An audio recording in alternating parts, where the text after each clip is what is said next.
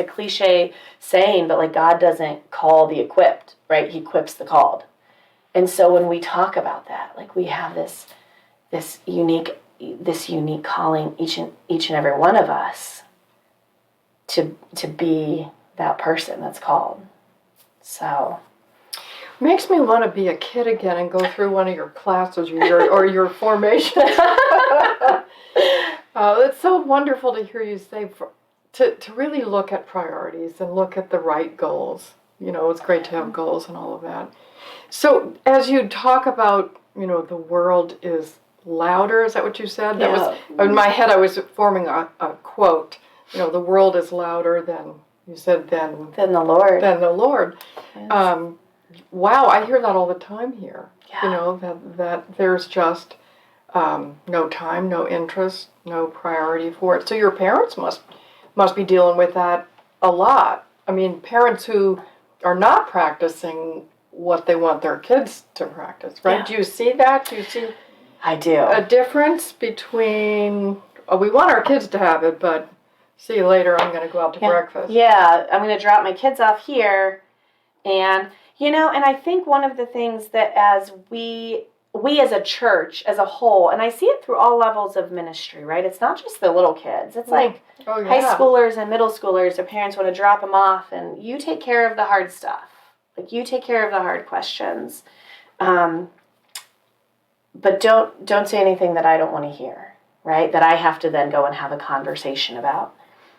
And really, our job in ministry, our job as Catholics, as Christians, is to come alongside other parents. My job is not to catechize somebody else's kid and tell them something that's different from what their parent is saying. My job, really, even just as a parent, not even as like someone who works for the church, right? My job is to come alongside other parents and say, we're walking this road together, and it's hard, and we all want what's best for our children. So how can we do that?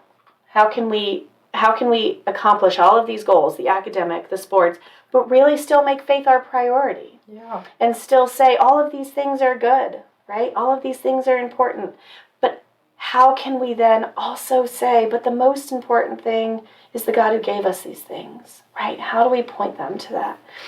And it's not by telling them, it's by inviting them to come and walk alongside of you and sharing those, the hardships and the good and the tricky. So how is the involvement with parents going? Are you finding some parents that are getting curious and wanting to do the walk? Have. Yeah. I've gotten a lot of positive feedback, and I think it's good. I think we started the one best thing. We started that with our sacramental prep parents. And at first, it was like, oh, these workshops, we're supposed to be together with our kid doing stuff, right?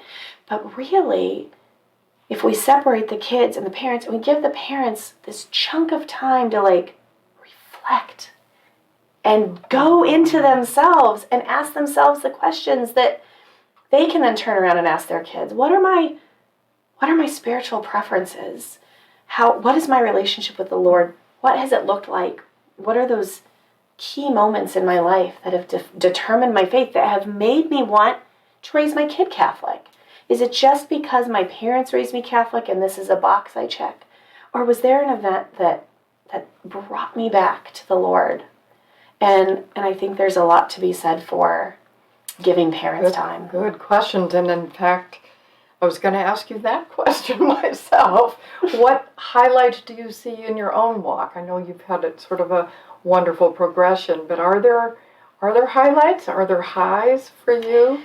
It's funny. Somebody asked me that not too long ago, and I would have to say, I think one of the gifts that the Lord has given me is a consistency in my personality even. I don't tend to have extremes.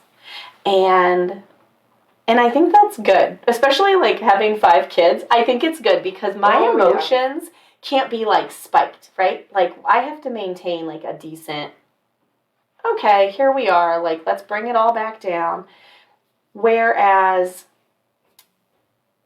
some people have big ups and downs in their faith. And I can look back and I can say there have been a couple of experiences, like through adoration or through Mass, through travel. I went to Europe as a senior in college and I spent a semester abroad where I experienced the Lord deeply, but nothing that was like life altering. I really feel like the gift that God gave me in that. And it's not like it's not a prideful thing. I think sometimes when we acknowledge our gifts, it's a humble thing, right? For a long time, I would dismiss my faith. People would be like, oh, you're such a faith-filled person. I'd be like, oh, no, it's not that. But that's a lack of humility on my own part to say, I do have a deep faith, and God gifted that to me.